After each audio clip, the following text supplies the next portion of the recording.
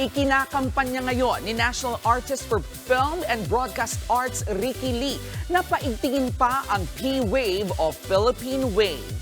Yan daw ay para makasabay tayo sa lakas at husay ng Korea pagdating sa pelikula at telebisyon.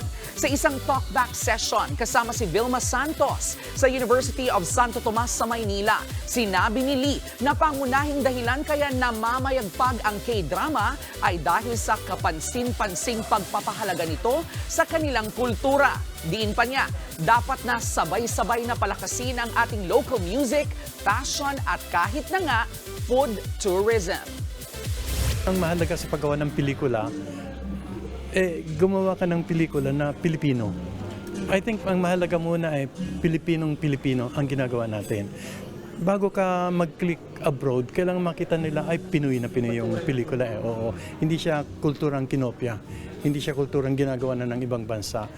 Yun ang dahilan kaya nila tayo papanoorin, yung ating Filipino-ness.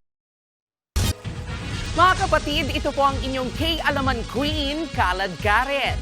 Always remember na ang K-Alaman ay K-Yamanan.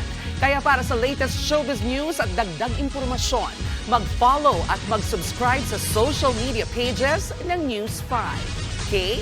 Okay.